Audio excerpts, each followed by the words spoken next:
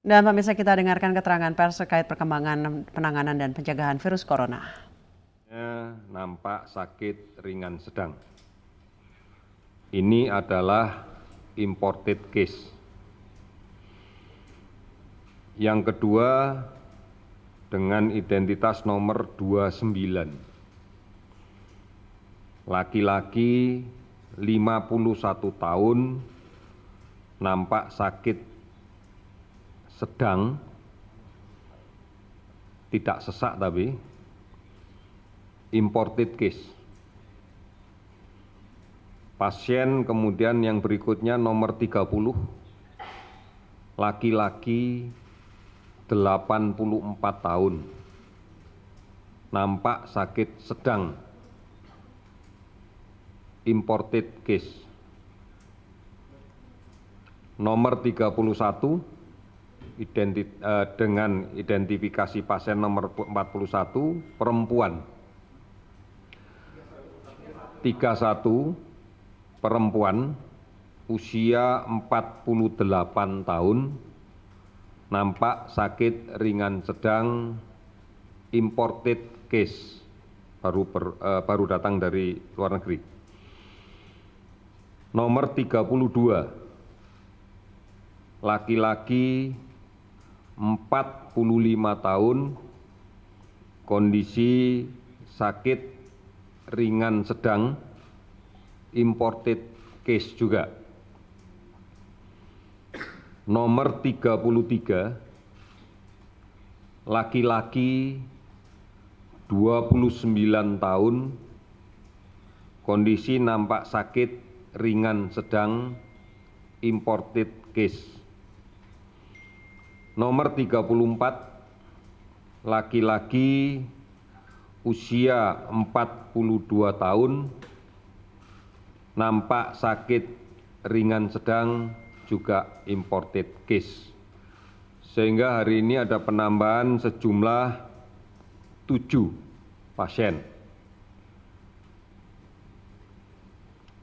Dengan kondisi rata-rata nampak sakit ringan sedang kecuali yang nomor 30 dan yang nomor 29,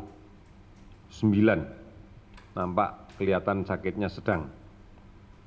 Dan semuanya adalah imported case. Sementara tadi rumah sakit RSPI sudah memulangkan kasus yang dirawat, yang seperti saya katakan tadi sudah dalam kondisi pemeriksaan 2 kali negatif, sudah diizinkan untuk pulang. Sementaranya ini yang ingin saya sampaikan, ada pertanyaan? Kanan dulu. Kanan saya maksud saya. 3. Pak Yuri Ciko dari ABC Australia, Pak Yuri. Ya. Pertanyaan saya kan sekarang sudah pasien 34 Pak ya, berarti apakah semua rumah sakit dan semua pemerintah lokal sudah mengetahui bahwa mereka sedang merawat pasien yang positif, dan jika sudah, kenapa tadi Pak setelah tadi siang Provinsi Bali memberikan jumpa pers dan mereka mengatakan bahwa mereka tahu bahwa pasien 25 positif setelah pasien 25 meninggal Pak, gitu. Jadi padahal diumumkannya kemarin itu pasien 25 sudah positif, tapi mereka baru tahu justru tadi pagi setelah meninggal. Kenapa itu Pak ya? Terima Yang kasih. memberikan pernyataan siapa di Bali? Sekda Pak. Ya, Sekda, dokter Pak. penanggung jawab pasien sudah langsung tahu. Seperti ini, dokter penanggung jawab pasien langsung tahu. Karena kalau dokternya tidak tahu, dia tidak akan bisa menentukan bagaimana perawatan, protokol perawatannya. Dan kemudian juga tidak akan bisa tahu mengapa pasien ini harus diisolasi. Gitu ya. Oke, next. Enggak, yang ini dulu, mbaknya itu. Pakai. Pak, saya Nina dari Harian Kompas.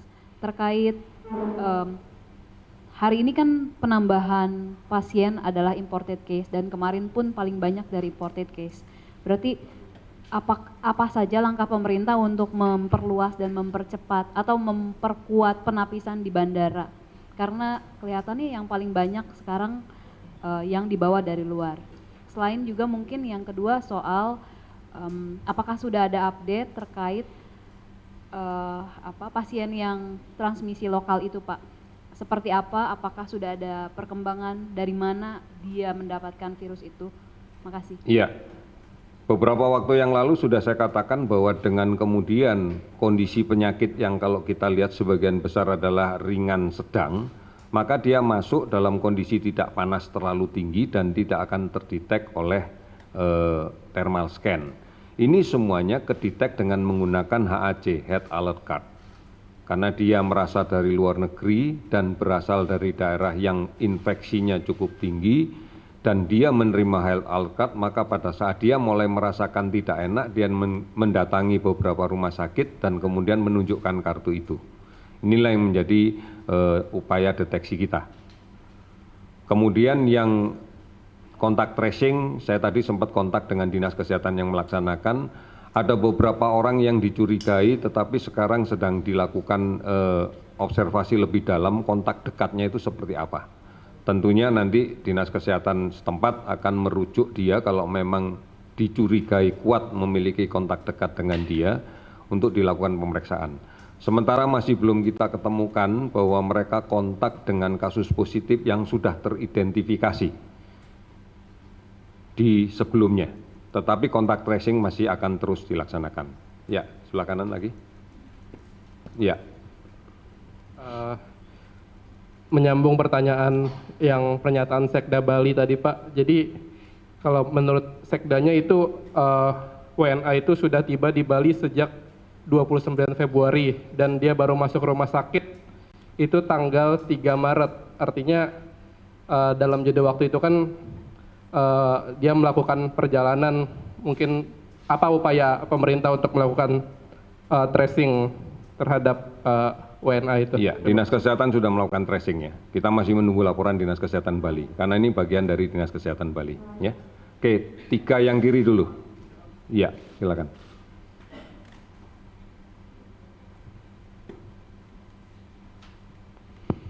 Pak Soredi di Pemprov itu mengungkap data baru penyebaran potensi kuat penyebaran virus COVID-19 ini dari rute KRL Jakarta, Depok, dan hingga ke Jakarta Kota.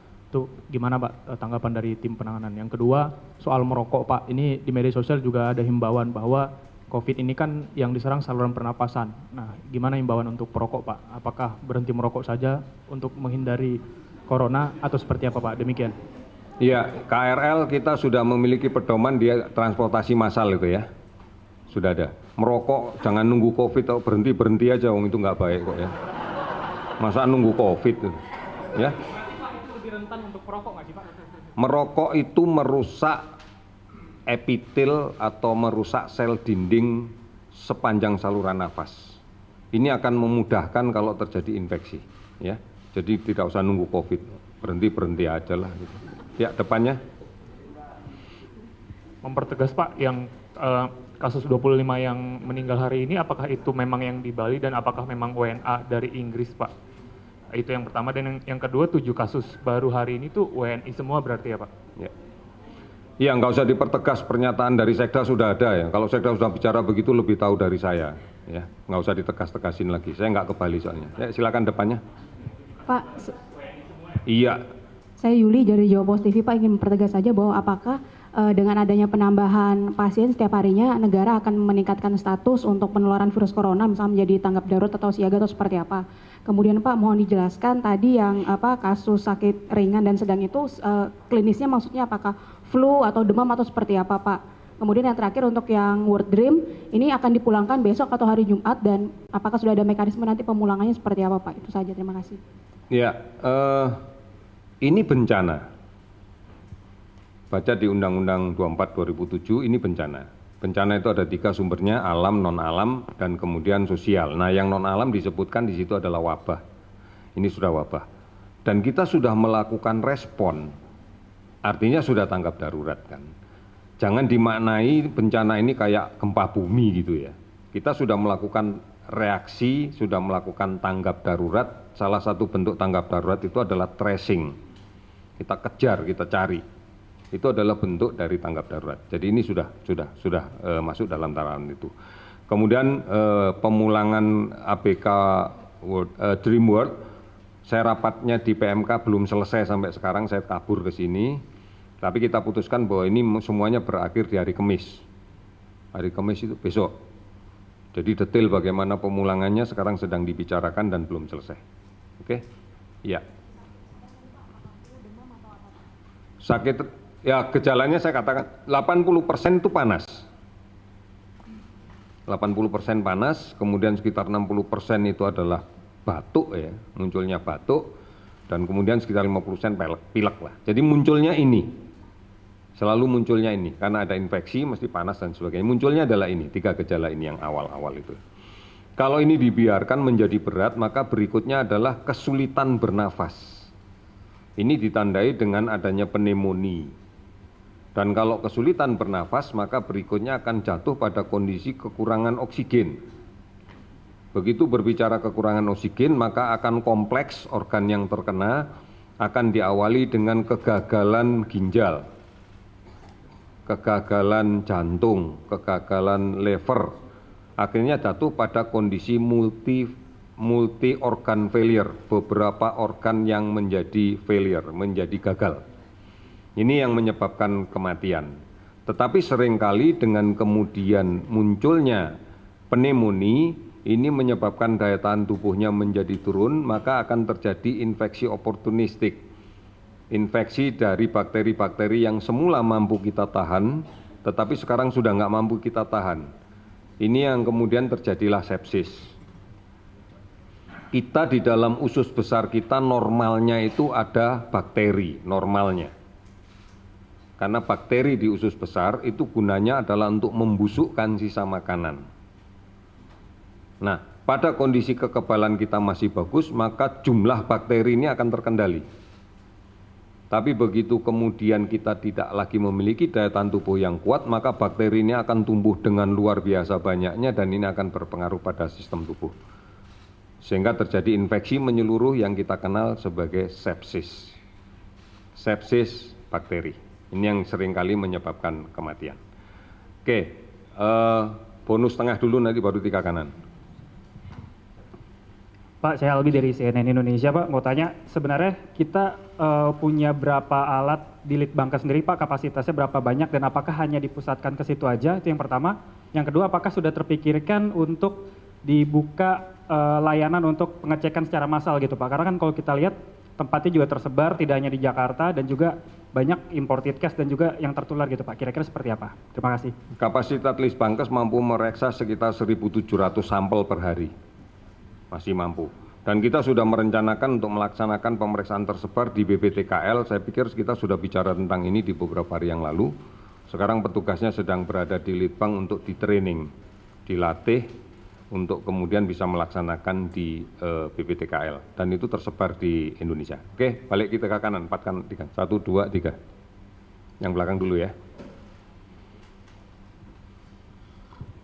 Saya Leni Pak dari Survei Pembaruan. Dengan adanya penambahan dari pasien positif corona ini, ingin saya tanyakan apakah pemeriksaan spesimen ini akan melibatkan rumah sakit swasta Pak untuk membantu mempercepat pemeriksaan spesimen.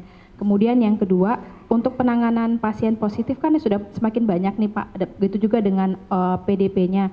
Apakah pemerintah juga akan melibatkan rumah sakit swasta untuk melakukan penanganan pasien positif maupun PDB? Terima kasih. Ya, pemeriksaan spesimen itu hanya boleh dilakukan oleh tenaga laboratorium kesehatan yang memiliki kualifikasi untuk memeriksa virus.